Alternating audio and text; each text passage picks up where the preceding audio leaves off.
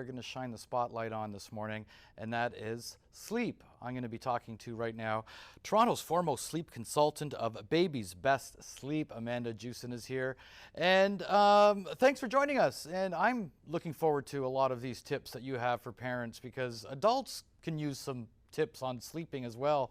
Are a lot of the tips that you have for babies and toddlers to get a good night's sleep something that you can transfer to adults? 100%.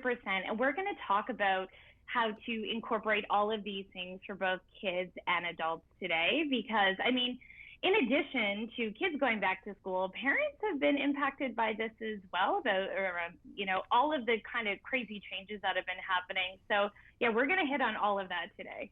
Okay, I see some props you have, some visual aids. Talk us through what you have here and give us some tips.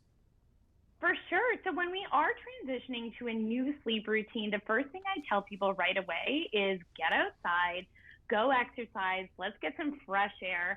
It actually has a significant impact on our sleep. We need a certain amount of daytime light exposure in order to have better nighttime sleep. So if we're kind of sitting inside and not doing a lot, that's going to impact our nighttime.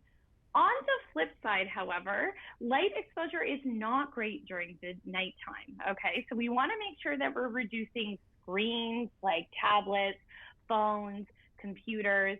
We have to remove that about an hour before bed. And if we can't, it may be time to invest in a set of blue blocking glasses. So these are actually my personal prescription, but you can get them without a prescription, and they significantly reduce the amount of blue light coming from a screen. Blue light tells your body to stop producing melatonin, which is your body's natural sleepy hormone. If we don't have enough of it, we're going to have a crummy night of sleep.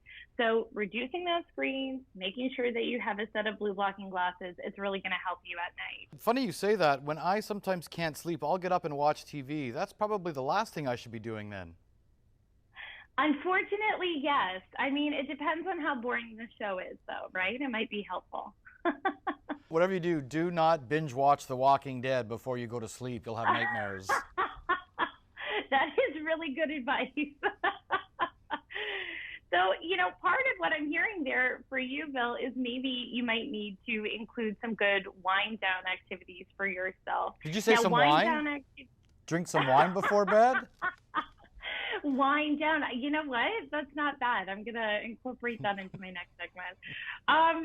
Yeah, we want to have a wind down routine set up for kids and grown-ups. So for kids, it's going to look like something like a great book, jammies, a bath, and bed. And for grown-ups, it's going to look like maybe reducing the amount of light and screens. I love including some supplements, some natural supplements to help us sleep. Both of these are from Healthy Planet. I have my magnesium and I use omega-3s. And omega-3s specifically have been shown to decrease the amount of time it takes you to fall asleep, number one, which is great. And it also decreases the amount of night wakings you're going to have. So this is both safe for both kids and adults. You want to make sure that you are dosing appropriately, obviously, for you and your children. So paying attention to the dosing instructions for both grown-ups and kids is important there. Back in the spring, I purchased a blackout blind, because there's nothing worse than trying to go to sleep with the sun still up. And it's amazing. It really does work. Honestly, it's life-changing. And I think people often underestimate the importance of a good sleep environment. So actually, what's on my little table here is a portable blackout blind, and it has suction cups on the bottom here. You can suction this anywhere you are. So if you travel frequently, when we're allowed to travel again, or maybe you're at the cottage, this is great for both grown-ups and kids. And you can have blackout conditions wherever you are. And it's pretty inexpensive to have these travel with you anywhere that you go. And it's especially important for my baby clients who are at cottages and the sun comes up so bright and early. There's usually a ton of windows. These are excellent. It's such a good investment early. And, when I travel now, I take it now that my kids are older. You also want to make sure that, you're not too hot. Our body really likes a low temperature to sleep. Otherwise, it's going to be fighting you all night. You'll wake up frequently to cool down. So having jammies that are light cottons, muslins, breathable materials for both sheets and jammies are key here. And then this, I have to talk about this in terms of a sleep environment. We talk about light, light, light, light. This is my all-time favorite sleep product. I've used it for the last 4 years. It's revolutionary. This is the Philips Smart Sleep and Wake Up Light, okay? It's specifically designed to help you relax and wake up refreshed. So how it does that is it simulates a sunrise over about 30 minutes. And it's going to catch you in the lightest part of your sleep so you wake up refreshed and alert. It's so amazing. So instead of waking up with that, alarm, it's just, you're waking up on a beautiful ocean. It has like ocean sounds. It's amazing. And then at bedtime, it simulates a sunset. So it slowly reduces the amount of light and sound exposure that you have in order to fall asleep really nicely and naturally. I would incorporate this for sleepy teens who don't want to get out of bed. For me, who doesn't like waking up super early in the morning to work out, but I have to.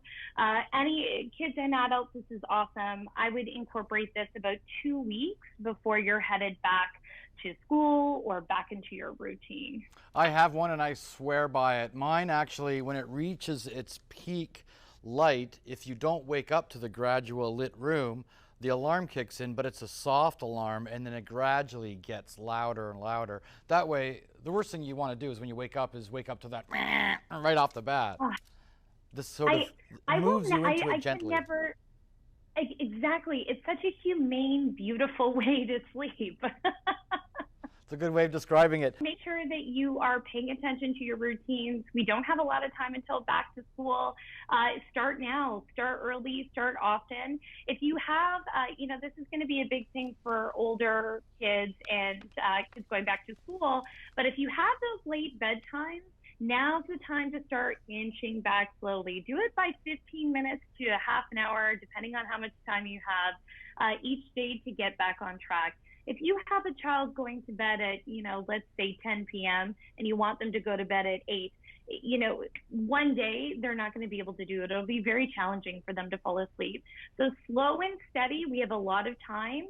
Take it and use it to get back on track for September. Amanda, all excellent advice. For more information about Amanda and sleeping tips, babiesbestsleep.com. But of course, these are tips that can be applied to people of all ages. Thank you so much, Amanda. Thank you.